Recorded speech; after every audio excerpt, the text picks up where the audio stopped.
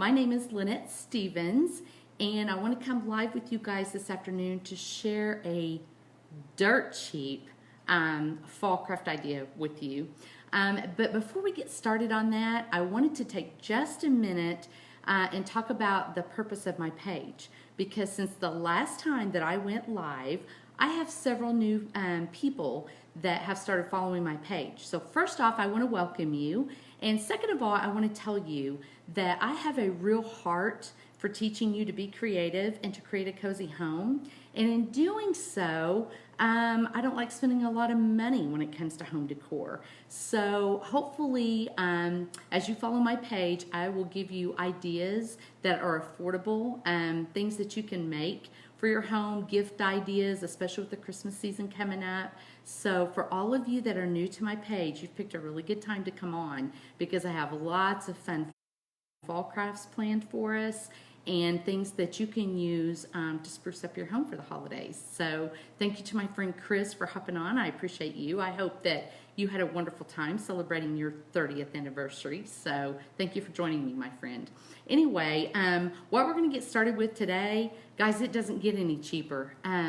I'm actually using tin cans today to make pumpkins. And I'm going to talk to you when we go through just different ways you can style your pumpkins and things that you can do to dress these up. And if I've got school teachers, Sunday school leaders for children that are on, this is even a really good craft activity for kids as well. I get asked about that a lot. And I realize some of the things I share aren't so kid-friendly. This one's even kid-friendly. So this would be a really good one for all you school teachers or for moms and grandmas, homeschool mamas that are looking for craft activities to do with your children. This guy right here is going to fit the bill. So I'm going to let you guys in on a secret. I've already cheated and put the first coat on because I wanted to make sure I can get the second coat dry so that we can finish these during the live. So I've already got my first coat on. Thank you to my sweet friends, Debbie, Robin, and Ramona. Terry, it's nice to see you on my live. Thank you, dear. Anyway, I'm going to go ahead and get started and get the second coat put on these. And I'm going to give you guys a tip, especially those of you that maybe have never joined my live or seen one of my lives before. This is a really good tip. I put probably an hour and a half ago the first coat on, and instead of washing my paintbrush, I just stuck it inside of a baggie and kind of zipped up around it. You could also use saran wrap or just a plastic grocery shopping bag, aluminum foil, anything that you could put around your brush just to keep that paint moist so that your brush is still wet when we get ready to put our second coat on. So it's kind of a little time saver that makes a difference, especially if you're waiting in between your coats of paint. So the paint that I'm going to be using today, I'm going to turn around where you guys can see, and I apologize if it's backwards. For whatever reason, Facebook Lives aren't playing with that flipped image right now on my camera, so I apologize for that. But it's just Waverly chalk paint. And when I am finished, I'm going to create a blog post, and I'll put links in to the products that I'm using today to make it simple for you guys. So, Patty, thank you. That is so sweet of you. Honestly, yeah, so my top is a Ross find from a couple of years ago, one of my favorite stores. So anyway, thank you, dear. I appreciate that. All right, so we're going to go ahead and get started. So, and I'm just using a 1-inch paintbrush, guys. You can use a really cheap, inexpensive brush for this. It doesn't need to be a nice brush. And that's another thing I will tell you guys, especially those that are new to my page. If I'm doing a live or a project that requires a nicer paintbrush, I'm always going to tell you that. So the majority of the time when you're watching me, especially on these craft type activities, just know that I'm using a cheap brush. You don't have to buy a high dollar brush to do these simple little everyday decor items that I share with you guys. So literally this brush came from the Dollar Tree. So you guys can just pick up a Dollar Tree brush and use it since you don't have to spend a lot of money. And for all the moms and school teachers, if you've got more than one kiddo that you want to do this with, then the cheap brush really comes in handy. So you're not spending a whole lot on your supplies, and that makes a huge difference. And I'll tell you guys, anytime you're using chalk paint, This stuff goes a long ways too, so that makes it really nice. If you guys will notice, and I say this all the time on my lives, it doesn't take much paint. I don't care what kind of little DIY project crafty thing you're doing. I see people time and time again get way too much paint on their brush and end up with a mess. I'm sorry that I repeat it all the time, but I feel like it's so important, I need to keep repeating it. So a little bit of paint goes a long, long ways, guys. As you can see, I'm not putting very much on my brush, and we're getting excellent coverage. So I'll also tell you guys that I know I'm going to miss a lot of your comments and questions. So after I finish the live and get it posted, and let's see, I'll have a little time before I head out the door to church. I'll get as many of your comments and questions responded to, but if I don't get to you before I leave for church this evening, then when I get home tonight, I'll make some time to sit down and answer those, because I appreciate that you guys comment. That means the world to me, and that you ask questions, because then it tells me that you're interested in the things that I'm teaching you. So I will make sure that I get back to you and get those all answered, okay? So, guys, honestly, on a project like this, about 2 coats of chalk paint is going to be all I'm going to do. And that's true for most of the projects that you guys see me do. A lot of times, especially if I'm wanting a real dry brushed effect when I'm done, final result, you guys know that I don't even put on a second coat a lot of the time. So on something like this chalk paint really does cover really well. So I'm just going to throw 2 coats on, okay? And then we're going to let this dry. And because I'm not putting it on super thick, our paint's going to dry a lot faster too. So that is really going to help us, okay? I'm going to put a little bit more on the top here. All right. And then we'll move to step 2. One more thing I did want to tell you guys, because chalk paint's not necessarily metal paint or aluminum, tin, whatever you want to call these cans, I did take a piece of steel wool, and I just kind of lightly sanded, if you will, like a sanding motion over my cans before I put the first coat on. So you guys can do the same thing, okay? So just take a, and if you don't have steel wool, you could use a little piece of sandpaper. It would do the same thing. Or a sanding block, one of the little sanding blocks that kind of looks like a sponge, that would work too. So basically, I'm just trying to take that real shiny coat and kind of rough that up a little bit. So whatever you can find that you could do that with, that would work and achieve what we're wanting, which is just kind of to rough that surface up so our paint will adhere, okay? So, and yeah, I did a test on a different can yesterday to make sure it would work, and it does. So that's good.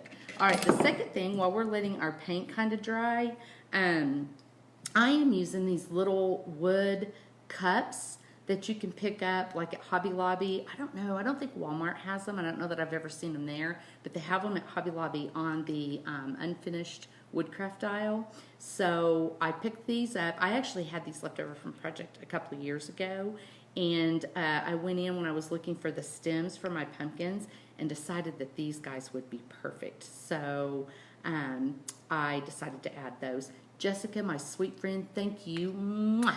Thank you for sharing my video. I appreciate that. That means a lot to me. And hello to my sweet friend Donna. I appreciate you joining me as well. My sweet friend Nancy, you guys are so good to me, and I appreciate that. Anyway, these are going to be our stems, but I thought they were just a little blah, just raw wood. So I'm going to use some wood stain, and we're going to stain those. And we're also going to use our wood stain again here in a little bit, but we'll talk about that when we get to this point. Okay, guys, another tip. I keep one of my little 1-inch brushes to use for stain, and when I'm wanting to distress something or stain bare wood, like our little wood cup.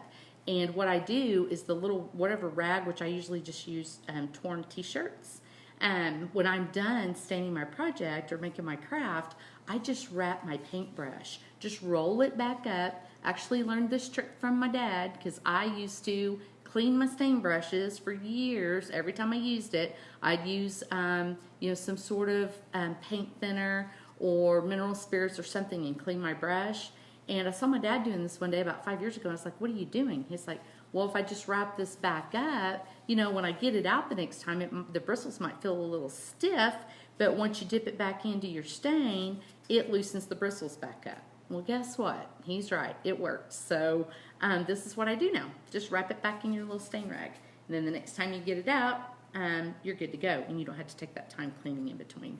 So I'm going to just stain over wood cups, which are going to become our stems for our pumpkins, and wipe over. And guys, the same is true when you're using stain. It's the same as when you're using paint. Don't put too much on, because if you put too much, you have stain running everywhere, and your cup, in my instance, is going to stay wet for a while if I were to put too much stain on it. So it doesn't require a whole lot of stain, okay? And if you forgot to get a second glove like I just did, I'm just going to use the rag to hold it, the cup in my hand while I stain, so I don't get the stain all over my hands, because I don't really want to go to church smelling like stain tonight, or with a big brown thumb. I don't know, people might look at me like I'm a weirdo or something. So anyway, we're getting that. I'm not going to worry about the inside, because I've already looked, and I think it looks better if this kind of the little fatter top is on the top for our stem. So I'm just leaving the inside bare wood. I'm not going to worry about that, okay? So let's get our other one stained here. And you guys can see this is a really fast project. One of the other things I thought that these would be super cute for is maybe you're planning some sort of like fall party or little fall carnival, you know, at your home or your church or wherever, and you're looking for some really cheap table decorations. Guys, these would be perfect, because they would be super cute just sitting out on the middle of your tables, and you don't have to spend a whole lot of money on decorations. And honestly, when we get done adding our embellishments to the top, which are going to be, you know, some burlap ribbon and some rickrack and just different types of ribbon, then it makes these look a whole lot nicer. So when we get to that point at the end, you guys will see. And what I like about them is you can put any kind of colors that you would want. So if you have a color scheme that you're going with, then you could use the ribbons and whatever to make your bows on the top and your embellishments and whatever colors that you're going with. So that makes it nice. Okay, so now what I'm going to do is I've got my hair dryer, and you guys are going to have to bear with me for a minute, because I've got to get this coat of paint dry. So I apologize, and I'm not going to talk because I don't think you guys could hear me, but I'm going to try to quickly get these guys dry. So bear with me just a minute.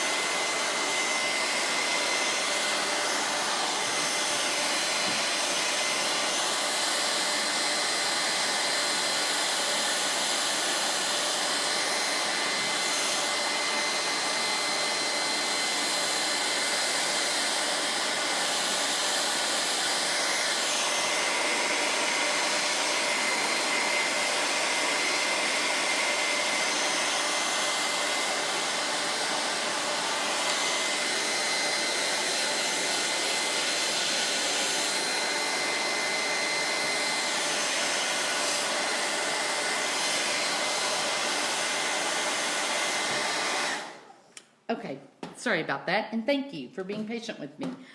Okay, guys, when you're doing these yourselves, you shouldn't have to do the hair drying thing, because you can just walk away and go do something else for a little bit while your paint's drying. So anyway, I'm going to slip my glove back on, because those of you that attend my DIY workshops, and those of you that have been watching my live videos for the last year, know that my favorite way to kind of finish off most of my DIY paint projects is with a coat of stain. It's my favorite thing in the world to do. I love it for distressing. It's easy to use, and I love the results. So what I'm using, and I'm going to show you guys, and I'll put this in the blog post too, so that you guys won't have to try to remember, but I'm just using Minwax, which you can pick up at, you know, Walmart or Home Depot, Lowe's, wherever, but the color is Fruitwood. And the reason I'm using fruit wood is because it's only got a slight color to it. And I don't want to make my pumpkins too dark for what I've got in mind and the choices that I picked for my ribbon. So I'm going to use fruit wood. And what that's going to do, because if you guys have ever used chalk paint, then you know that chalk paint has a tendency, better grab this, chalk paint has a tendency to be very dry, or it is dry. And so by putting the stain over the top of it, I'm going to move this out of the way so you guys can see. By putting the stain over the top of it, it kind of seals it and gives it a little softer feel and not so dry. It kind of enriches that paint finish, if you will. So you guys will notice, I want to make sure you see this. Another thing that you guys hear me tell you time and time again, very, very little stain. You look, I didn't cover the entire thing. Reason being is because as soon as I take my rag and start wiping, it's going to transfer that color all over my pumpkin for me. If I would have went crazy with my stain, this thing wouldn't dry and I'd be frustrated and you guys would be frustrated. So you just got to be careful to not put too much. I'm going to trade hands here. Not to put too much stain. So then I'm just going to start wiping, okay? And you guys saw that I talked there for a few seconds, a minute or whatever, and now I'm wiping this back off. Another thing I get asked a lot from you guys is I get a lot of private messages saying, you know, I stained the bench or I stained my chair, and the next day I don't like the look of it. It's shiny, it's tacky, it's what did I do wrong? Well, what you did wrong is you didn't wipe your stain back off. So you put your stain on, you leave it for, depending on how dark you want it, and once again, I didn't want my pumpkins too dark, so I put it on, talked to you guys for however many seconds, and then wiped it back off.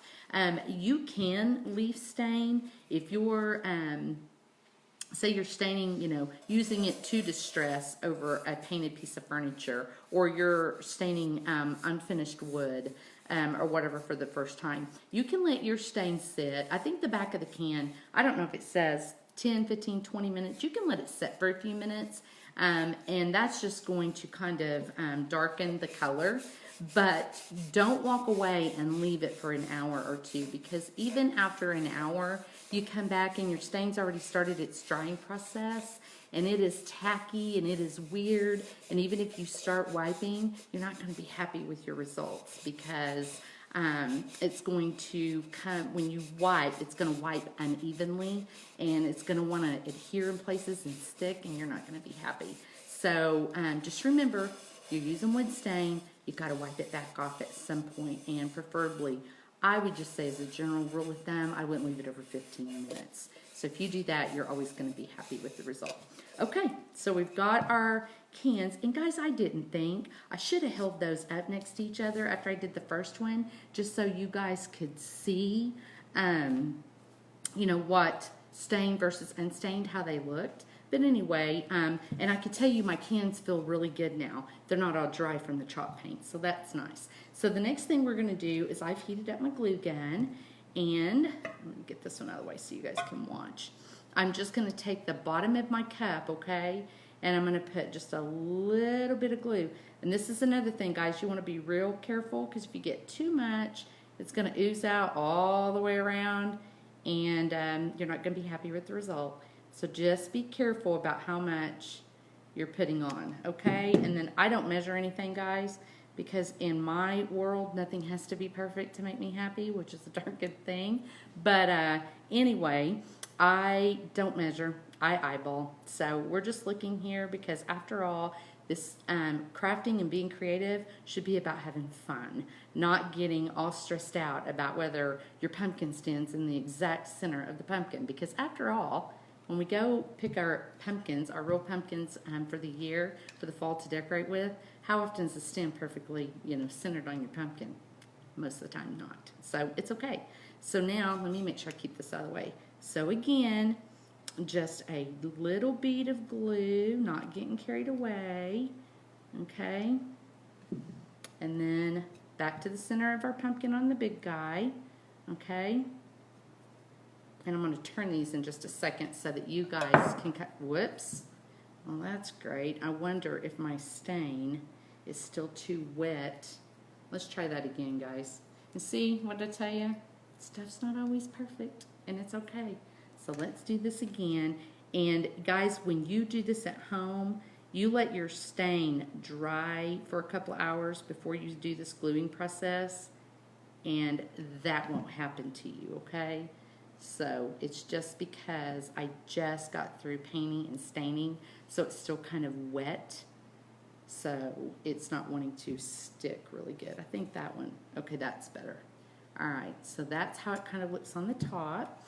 All right, get our glue gun out of the way. And then next, we are now ready, and I'm trying to find, okay, I'm gonna make sure that the seam on my can is gonna be to the back, okay?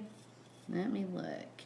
All right, so I know, and you guys probably won't be able to see exactly what I'm doing, so you'll just have to bear with me. And then we'll come back in a little while, and at the end, I'll turn around where you guys can see them better. But one of the things that I chose, I'm just gonna show you everything.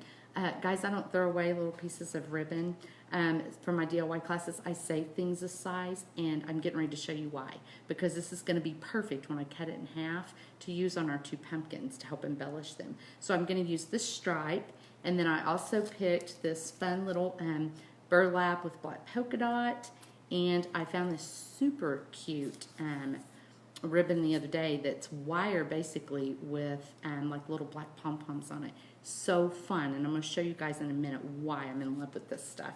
So we'll talk about that one in a second too. And then I also picked just this creamy color rickrack. So, okay. So those are the things that I'm going to use. Now the first thing I'm going to do is I know that I want this fun, look at this eyelash yarn. Isn't this fun, guys? And I like it because I like the texture it's going to add. Because between the wood and the metal, we got a lot of hard surface, hard thing going on. So I'm trying to kind of soften that look a little bit. And one of the best ways to do that is to bring in soft textures and things with fine threads, fine lines like this has. So what I'm going to do is I am going to cut this where it's a little long, and then we'll trim it up. But I'm going to put, I think, 2 of these per can, okay? So let me just cut and get this out of the way a second. So, and I will turn this around in a little bit so you guys can see kind of what we've got going on. But right now, I'm just going to go ahead and cut my 4 pieces so that they're kind of the same length, okay?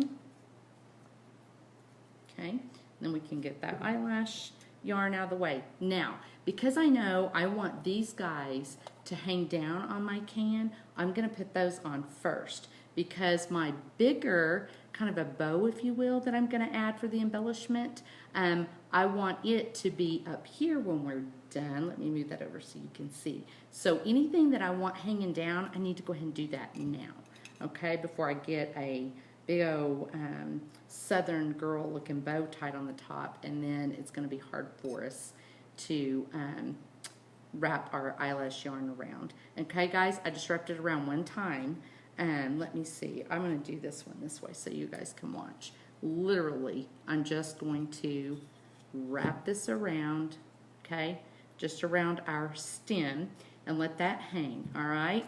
And then the other thing is this cute little black wire with the pom-poms on it.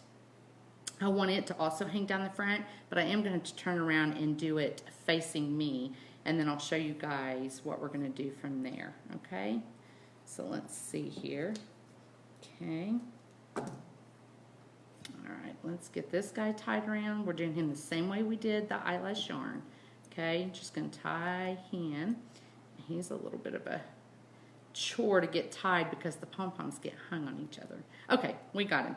Okay, so here he is, and then I'm going to show you guys a real technical tip that I have. It's called use your finger to make this guy into a little swirl.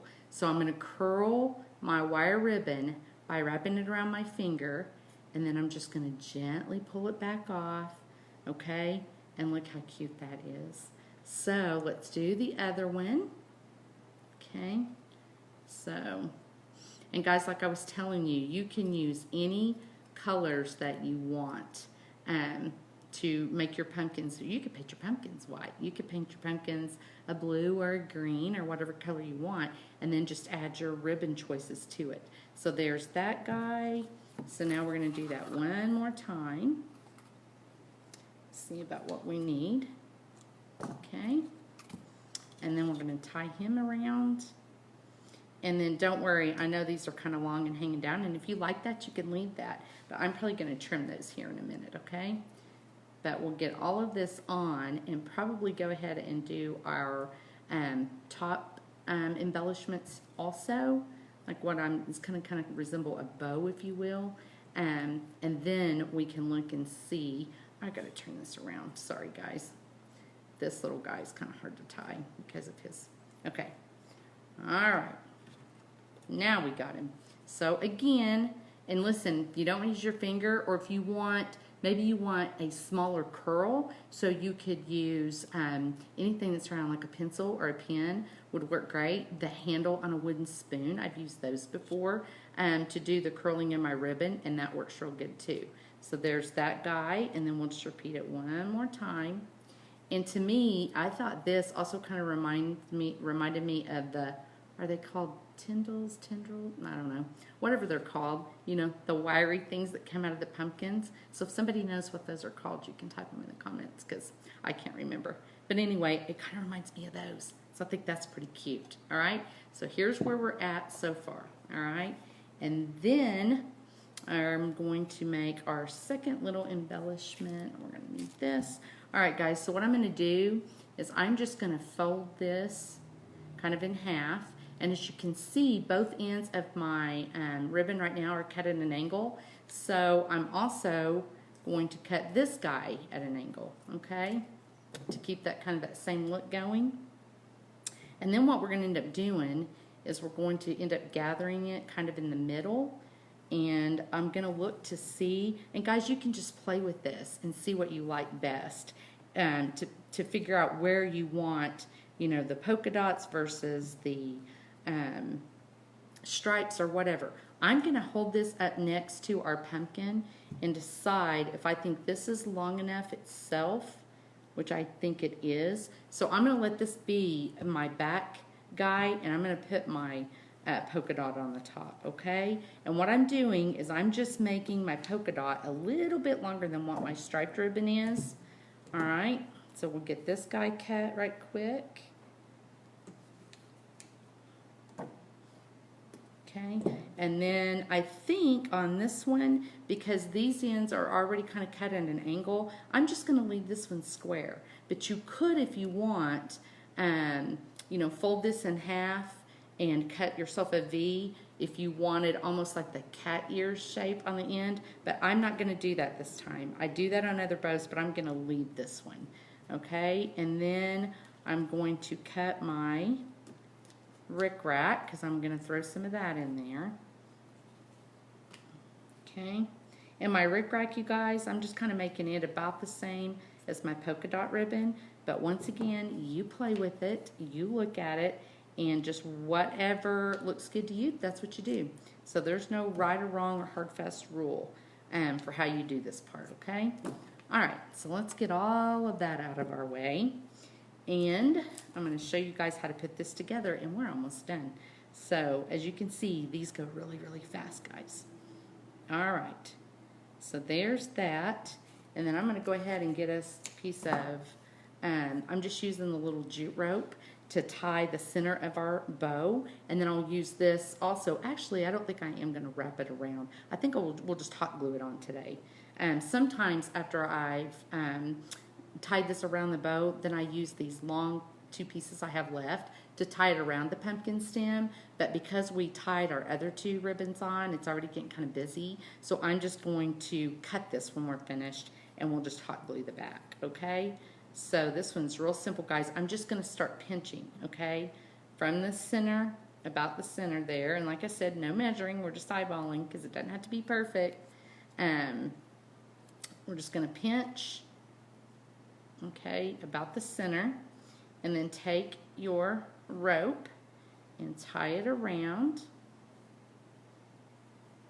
okay, And then it's easier really if you just turn this upside down and kind of use your fingers to hold it. You guys see what I'm doing?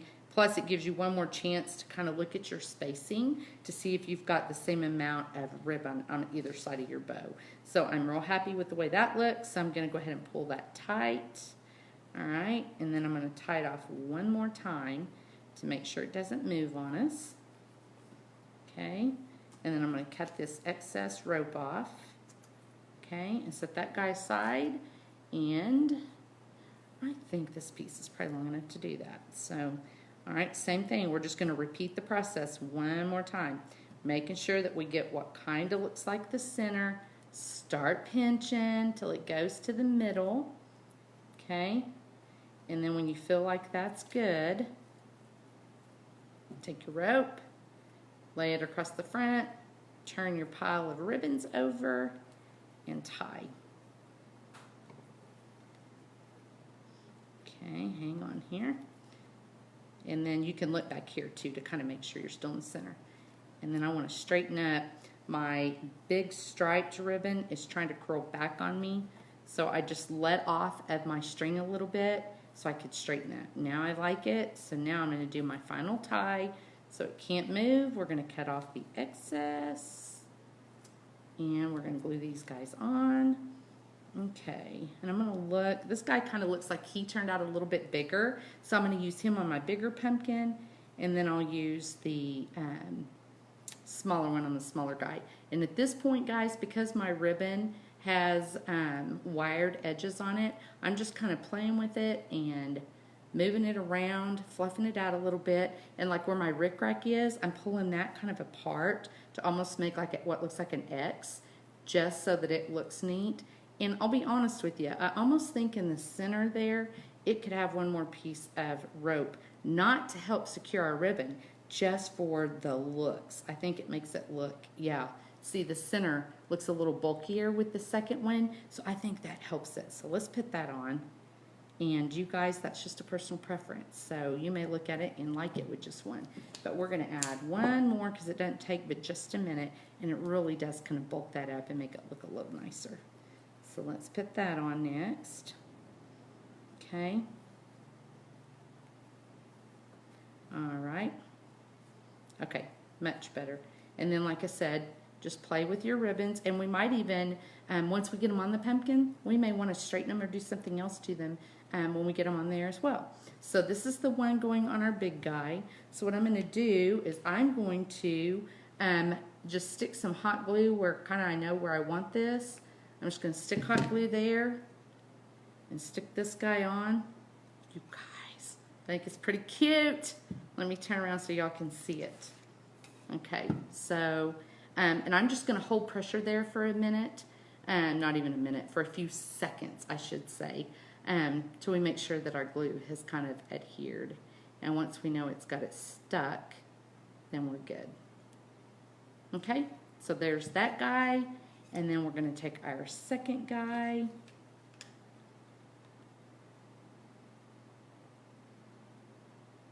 Okay, and we're going to stick him on. All right.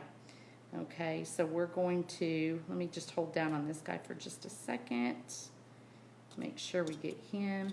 And guys, like I said, then you can play with all of your embellishments so that you can get them exactly how you want them so that they look nice. So you can separate. I'm going to separate some of my little eyelash here while I'm holding down on the glue. Okay. All right.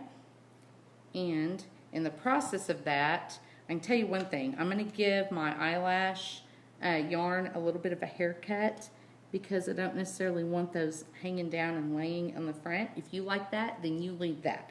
Because after all, these are, when you make things that I show you how to make, you need to love it. So if you like that, then you leave it. Okay, we're going to have to take our black wire and go one more time to curl them because in the midst of doing all of that, I kind of straighten those back out. So let's recurl our black wire real fast. Okay, and again, you can make those look any way you want. If you want a, goodness guys, this guy didn't want to cooperate. If you want a smaller, tighter curl, just use a pencil or the end of a wooden spoon. So there's that guy.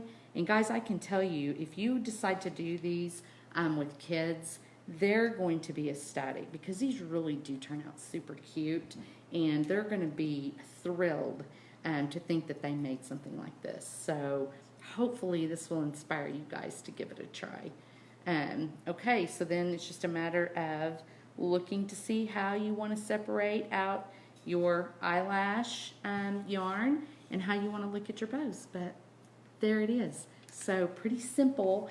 And if you guys think of good uses for these or ways that they could be utilized in your home, office, school, whatever, drop them in the comments so that other people can also see your ideas. So, and I tell you what I'm going to do, guys.